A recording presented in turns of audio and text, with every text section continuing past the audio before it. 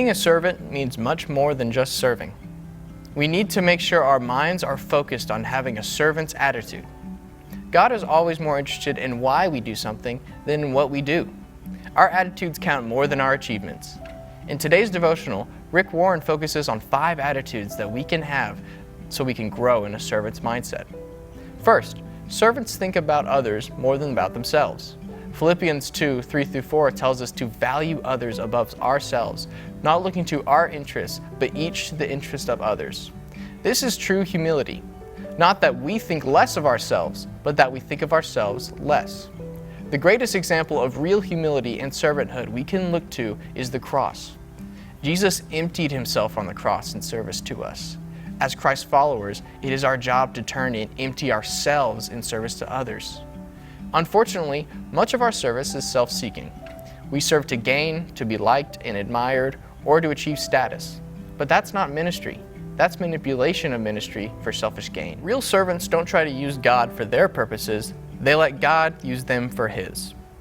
The second attitude we can have is the attitude of a steward, not an owner. Stewards of God remember that God owns it all.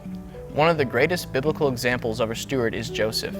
Whether he was in Potiphar's house, jail, or over all of Egypt, he remembered that it was all from God and for God. One common thing we are given stewardship over is our money. Money has the greatest potential in our lives to replace God.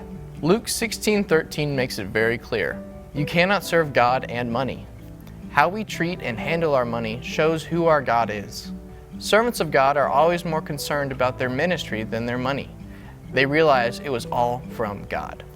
Third, servants focus on their work, not the work of others.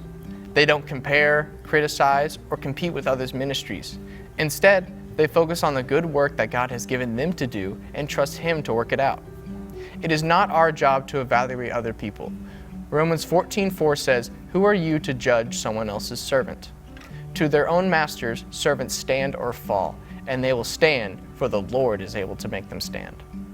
Fourth, servants base their identity in Christ. When we base our worth and our identity in our relationship with Christ, we are freed from the expectation of others.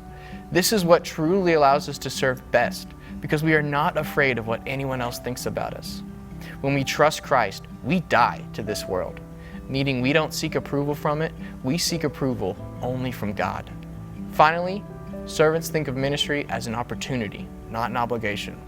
Psalms 102 says, "Serve the Lord with gladness."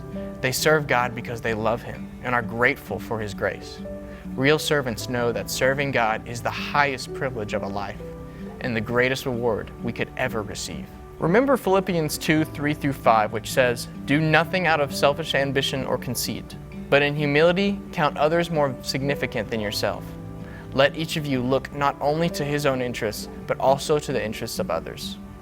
Reflecting on these 5 attitudes, ask yourself, do I have the mindset of a real servant?